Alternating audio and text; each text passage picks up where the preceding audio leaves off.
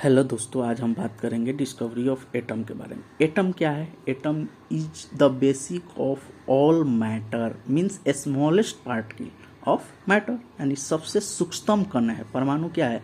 किसी पदार्थ का सबसे सूक्ष्मतम कण। एटम की डिस्कवरी सबसे पहले डाल्टन ने की, जिसके चलते उन्हें हम फादर ऑफ एटम या एटॉमिक थ्योरी के पिता के नाम से जानते हैं। एटम के बाद जॉन डाल्टन के बाद रॉबर्ट ब्राउन, इन्होंने ब्राउनियन मोशन दिया। इन्होंने पॉलीग्रेन पार्टिकल्स को सस्पेंस किया, किसमें? वाटर में। उन्होंने वहाँ पे कुछ मूवमेंट को देखा और उस मूवमेंट को उन्होंने ब्राउनियन मोशन का नाम दिया। इनका ज़्यादा रोल नहीं है। तो जॉन डाल्टन का एटॉमिक थ्योरी हम एक सेपरेट क्लास में आपको बताएंगे। डाल्टन एटॉमिक थ्योरी क्यों फेलियर हुआ, जॉन डाल्टन ने क्या रूल बताए एटम के बारे में। तो मेन रीजन डाल्टन का जो था फेलियर का, वो क्या क्या था? According to John Dalton, atom can neither be created nor be destroyed, यानी एटम को हम डिवाइड नहीं कर सकते थे। लेकिन जे थॉमसन का मॉडल आ गया 1856 में। इन्होंने कैथोड रे एक्सपेरिमेंट किया, और कैथोड रे जिस पे निगेटिवली चार्ज है, यानी निगेटिव चार्ज होता है, और उन्होंने वहाँ से इलेक्ट्रॉन की डिस्कवरी की। एक सेपरेट वीडियो में मैं आपको बताऊंगा कैथोड रे एक्सपेरिमेंट क्या था। उन्होंने इस मॉडल को प्लम पुडिंग मॉडल नाम दिया, यानी तरबूज का बीज जो है, तरबूज के अंदर जो धंसा हुआ होता है, जो बीज होता है ब्लैक कलर का, उसी को उन्होंने इलेक्ट्रॉन का नाम दिया। यानी एटम का डिवीजन हो गया, यानी एटम का सब पार्टिकल क्या हो गया? इलेक्ट्रॉन हो गया, जे थॉमसन के अनुसार। यानी उसी टाइम जो है डाल्टन का थ्योरी पूरी तरह फेल हो गया। उसके बाद रदरफोर्ड, जिन्होंने जे थॉमसन के मॉडल को बेस बनाया, और उसी के आधार पर उन्होंने अल्फा पार्टिकल्स, यानी ये जे थॉमसन ने क्या लिया? कैथोड रे लिया, जो कि निगेटिवली चार्ज पार्टिकल था। लेकिन अर्नेस्ट रदरफोर्ड 1909 में क्या कहते हैं?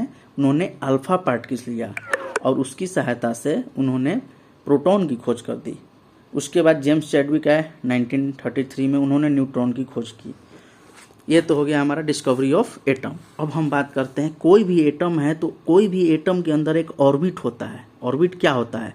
Orbit fixed path on which electron moves, यानी वह स्थान, वह रास्ता जहाँ पे इलेक्ट्रॉन क्या करता है? अपना मूवमेंट करता है, अपना मोशन करता है, उसी को हम क्या कहेंगे? ऑर्बिट कहते हैं। ऑर्बिट के अंदर होता है ऑर्बिटल, और ऑर्बिटल को ही हम सेल नाम देते हैं। 4 टाइप्स होता है ऑर्बिटल का, के, L, M, N.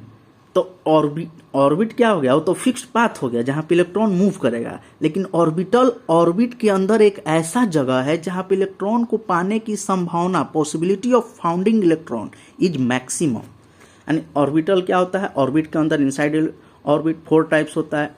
N uncertain area in an atom where there is maximum probability of finding an electron, यानी इलेक्ट्रॉन को पाने की सबसे ज़्यादा प्रोबेबिलिटी कहाँ होता है? ऑर्बिटल में होता है। तो 10th CBSE के बच्चे ध्यान दें, ये MCQ का सबसे फेमस क्वेश्चन है कि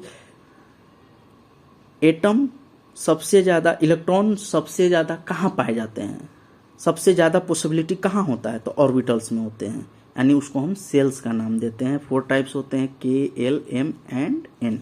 अब हम बात करते हैं किसी ऑर्बिट में मैक्सिमम कितने इलेक्ट्रॉन रह सकते हैं। तो किसी भी ऑर्बिट में मैक्सिमम नंबर ऑफ इलेक्ट्रॉन्स जो होता है वो 2n² होता है।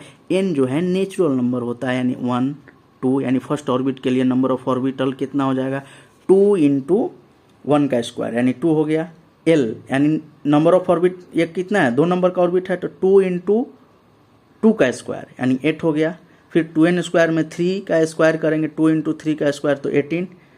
n बराबर 2 × 4 का स्क्वायर बराबर 32, यानी फर्स्ट ऑर्बिट में 2 इलेक्ट्रॉन्स रहेंगे।